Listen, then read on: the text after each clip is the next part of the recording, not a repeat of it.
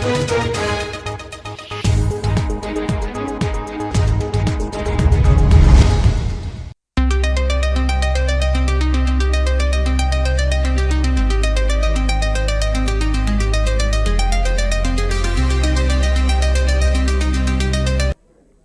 आप देख रहे हैं मिरर मीडिया। मैं हूं आपके साथ चंद्रा सिंह। स्वागत है आपका खबर अब तक में। चलिए रुक करते हैं अब तक की सुर्खियों पर।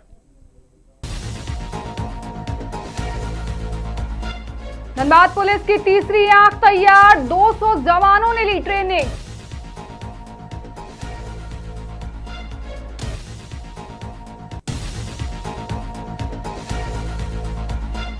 मुर्शिदाबाद के डोमकल में गोलीबारी से सनसनी, 6 आरोपियों को किया गया गिरफ्तार।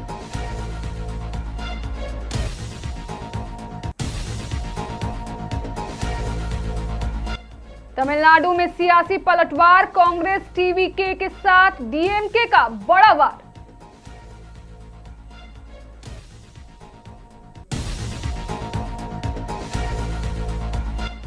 बंगाल के काक्सा में टीएमसी कार्यालय में तोड़फोड़, पूरे मामले की जांच में जुटी पुलिस।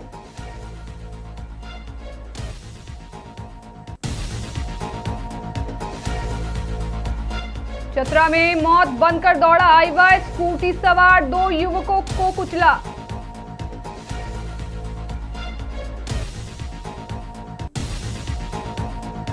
अब खबरें विस्तार से।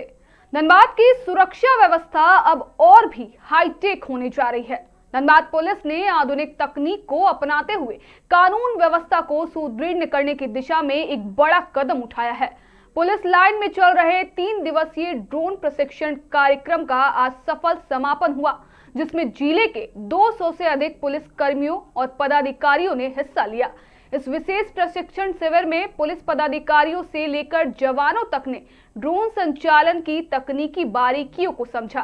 3 दिनों तक चले इस सत्र में प्रतिभागियों को न केवल ड्रोन उड़ाना सिखाया गया, बल्कि ड्रोन ऑपरेशन, सुरक्षा मानकों और आपातकालीन परिस्थितियों में इसके प्रभावी उपयोग का भी व्यवहारिक ज्ञान दिया गया। प्रशिक्षण दे रहे मुख्य ट्रेनर राजा ठाकुर ने बताया कि ड्रोन का उपयोग पुलिसिंग के तरीके को बदल देगा। बड़े आयोजनों और रैलियों में भीड़ पर नजर रखना आसान होगा। बिना किसी के नजर में आए संवेदनशील इलाकों से डेटा और तस्वीरें जुटाई जा सकती है। वहीं प्रशिक्षण में शामिल तोपचाची थाना के एएसआई दिनेश पांडे ने अपना अनुभव साझा करते हुए कहा कि क्षेत्र में कई बार संकरी रास्ते या घने जंगल होने के कारण पैदल गश्त या छानबीन में काफी परेशानियां होती है।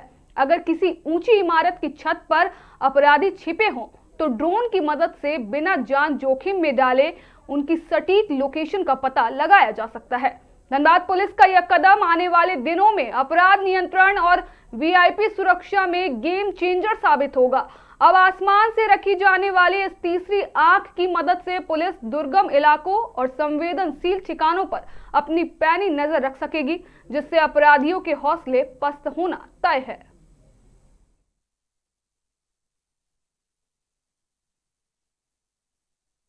आ, 200 प्लस लोगों को ट्रेनिंग मिला है सर अभी तक, और आज अंतिम दिन था।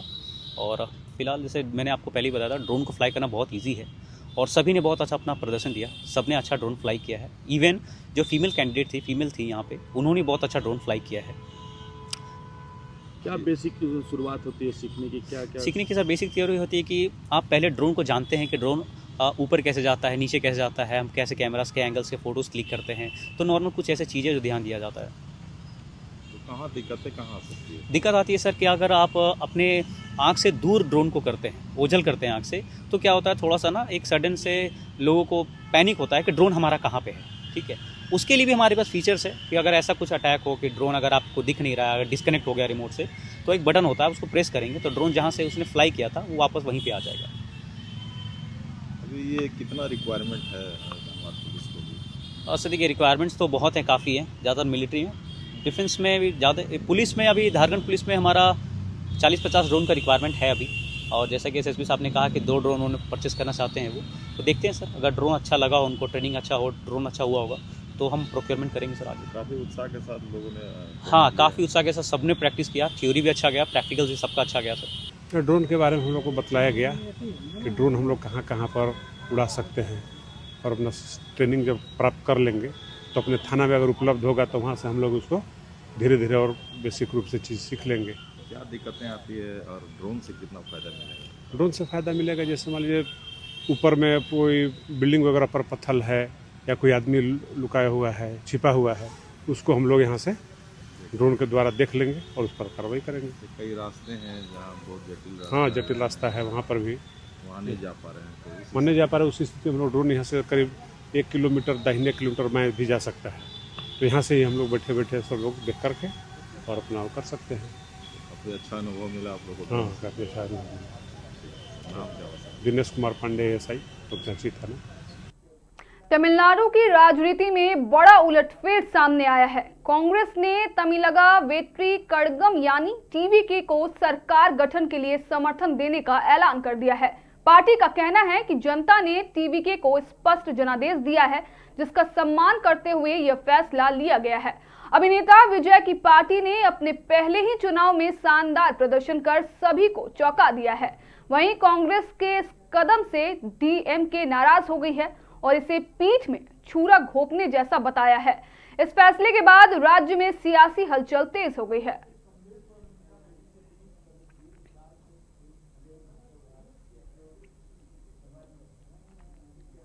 पश्चिम बंगाल के मुर्शिदाबाद जिले के डोमकल इलाके में हुई गोलीबारी की घटना से पूरे क्षेत्र में दहशत का माहौल बन गया है। जानकारी के अनुसार सफीकुल इस्लाम नामक व्यक्ति पर उस समय हमला किया गया जब वह अपनी पोल्ट्री की दुकान बंद कर घर लौट रहे थे। अज्ञात हमलावरों ने उन पर गोली चला दी, जिससे वह गंभीर रूप से घायल हो गए। घटना के बाद उन्हें तुरंत बहरामपुर मेडिकल कॉलेज में भर्ती कराया गया, जहां उनकी हालत नाजुक बताई जा रही है। मामले की गंभीरता को देखते हुए पुलिस ने त्वरित कार्रवाई करते हुए लिखित शिकायत के आधार पर 6 लोगों को गिरफ्तार कर लिया है। सभी आरोपियों को आज अदालत में पेश किया जाएगा। फिलहाल पुलिस हमले के पीछे के कारणों की जांच में जुटी है और यह पता लगाने की कोशिश कर रही है कि कहीं इस घटना के पीछे कोई राजनीतिक रंजिश तो नहीं। घटना के बाद इलाके में सुरक्षा व्यवस्था कड़ी कर दी गई है। पुलिस के साथ साथ केंद्रीय बलों की तैनाती भी कर दी गई है और लगातार गश्त जारी है।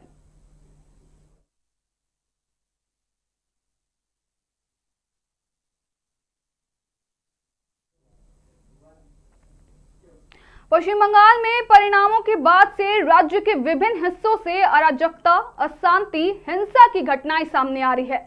इसी क्रम में अब काक्सा ब्लॉक में बीजेपी पर आरोप लगे हैं कि उन्होंने तृणमूल कांग्रेस के मुख्यालय में तोड़फोड़ की, उस पर कब्जा किया और उसमें आग लगा दी। आरोप है कि बीती रात कुछ शरारती तत्वों ने दरवाजों के ताले तोड़कर परिसर में प्रवेश किया। सभी महत्वपूर्ण दस्तावेज, पार्टी के झंडे और अन्य सामग्री बाहर खींचकर निकाल ली और उन्हें बाहर ही जला दिया। इसके अलावा कार्यालय के अंदर रखे टेलीविजन सेट और अन्य सामान भी कथित तौर पर चोरी कर लिए गए।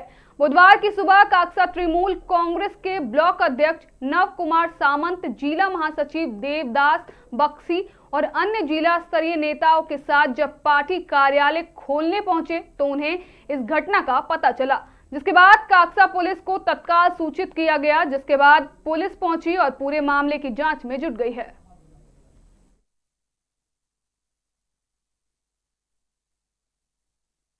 আমরা সকালে পার্টি অফিস খুলতে এসে জানতে পারছি এই অবস্থা হয়েছে, দেখলাম আমরা। আচ্ছা, এইভাবে আমাদের দলের সমস্ত ফ্ল্যাগ থেকে আরম্ভ করে আমাদের নেত্রী মমতা ব্যানার্জি থেকে ছবি থেকে শুরু করে মহাত্মা গান্ধীর ছবি, মনীষীদের ছবি সব কিছু ভাঙচুর করেছে, তারা পুড়িয়ে দিয়েছে এবং আমাদের পার্টি অফিসের চেয়ার থেকে আরম্ভ করে টিভি থেকে আরম্ভ করে সবগুলো তারা চুরি করে নিয়ে চলে গেছে। আচ্ছা, প্রশাসনকে জানিয়েছিলেন? প্রশাসনকে জানিয়েছিলাম, প্রশাসন তো এনকোয়ারি করে দেখে গেল। আমরা এসে দেখছি যে আমাদের পার্টি অফিসের সমস্ত জিনিস ভাঙচুর করেছে এবং বাইরে বার করে সব পুড়িয়ে দিয়েছে। আমরা প্রশাসনকে জানালাম, প্রশাসন ইনকোয়ারি করে গেল।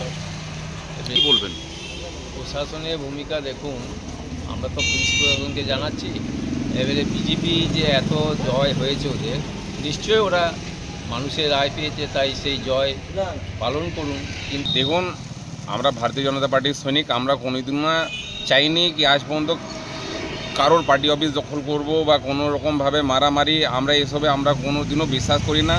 আমরা চাই সব মানুষ ভালো করে থাকুক, ভালো করে যারা যেভাবে ব্যবসা করছিল ব্যবসা করুক, আর আমরা কোনোদিনও চাই না কি মানে কারো পার্টি অফিস আমরা দখল করব, বা আমাদের একটা নীতি আদর্শ আছে, আমরা সেই নীতি আদর্শের মেনে আমরা ভারতীয় জনতা পার্টির পথে হাঁটব।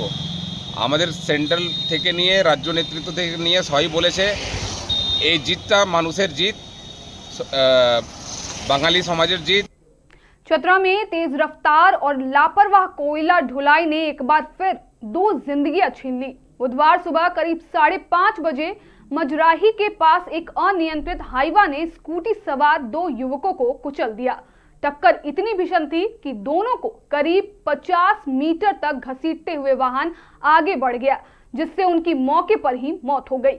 मृतकों की पहचान शशिकांत कांत और सौरभ कुमार उर्फ छोटू के रूप में हुई है, जो आपस में रिश्तेदार थे। घटना के बाद गुस्साए लोगों ने सड़क जाम कर विरोध प्रदर्शन शुरू कर दिया।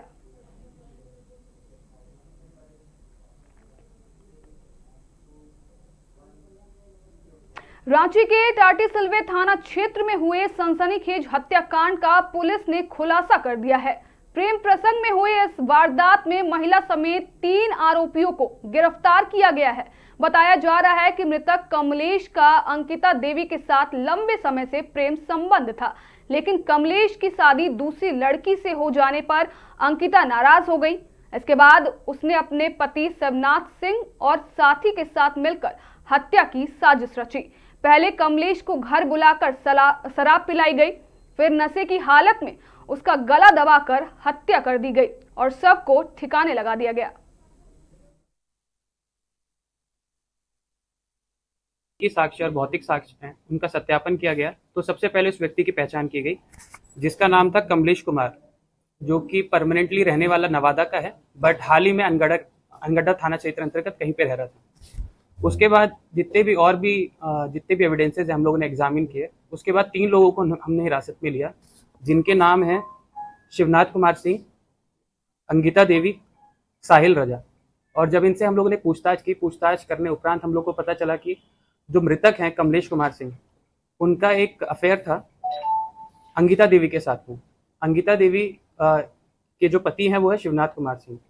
हाल ही में जो मृतक कमलेश कुमार सिंह है, उनकी शादी हुई थी 25 अप्रैल 2026 को, और यही जब शादी की खबर अंकिता देवी को प्राप्त हुई तो अंकिता देवी को ये बात नागवार गुजरी और उन्होंने एक साजिश बनाई अपने पति के साथ मिलकर, शिवनाथ कुमार सिंह के साथ मिलकर, कि इस व्यक्ति को मार दिया जाए।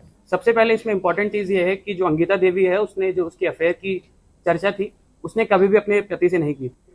फिलहाल के लिए इतना ही। बाकी तमाम खबरों के लिए बने रहें मिरर मीडिया के साथ।